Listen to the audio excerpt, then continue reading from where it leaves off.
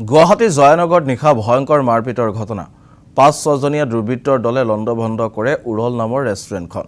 ৰেষ্টুৰেণ্টৰ মেনেজাৰকো লুৰ চকী আৰু ইটাৰে প্ৰহাৰ কৰাৰ অভিযোগ উত্থাপন হৈছে। সমগ্ৰ ঘটনাত ড্ৰাগছ আসক্ত যুৱক জড়িত থকাৰ সন্দেহ। ঘটনাস্থলীত উপস্থিত হৈ বশিষ্ঠ আৰক্ষীয়ে ইতিমধ্যে সমগ্ৰ ঘটনাৰ তদন্ত প্ৰক্ৰিয়া আৰম্ভ কৰিছে।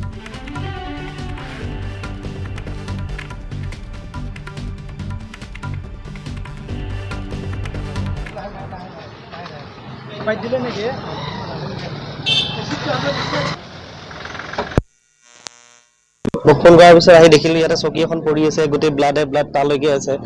এখন গ্লাছখন ভাঙি আছে, বাইকখন ভাঙি তাতে পৰি আছে।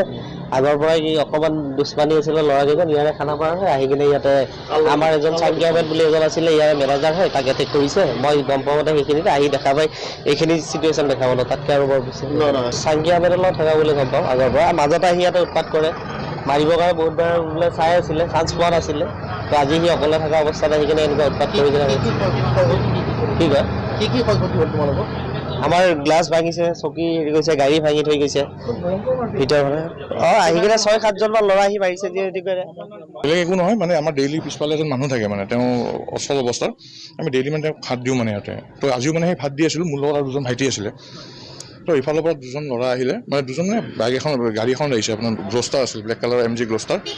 তো তেওঁলোকে কমেও ৬-৭জন ল'ৰা আছিলে। তো তেওঁলোকে মানে গাড়ীৰ পৰা নুমি আহি, ল'ৰাজন মই চিনিও পাওঁ, তো মানে সি নুমি আহি পেলাই নৰ্মেলি হাঁহি ফূৰ্তি মানে কথা চলি থাকোঁতে সি মানে ধাক্কা ধাক্কি আৰম্ভ হ'ল। ৬-৭জন একেলগে মানে মোৰ ওপৰত এটেক কৰি দিলে মানে। এইটো গম নাপাওঁ মই, তেওঁলোকৰ লগত মোৰ একো হেৰিও নাই, কিন্তু চিনি পাওঁ ল'ৰাজন আছে।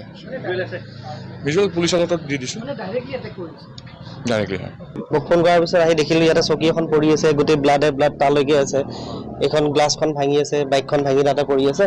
আগৰ পৰাই অকণমান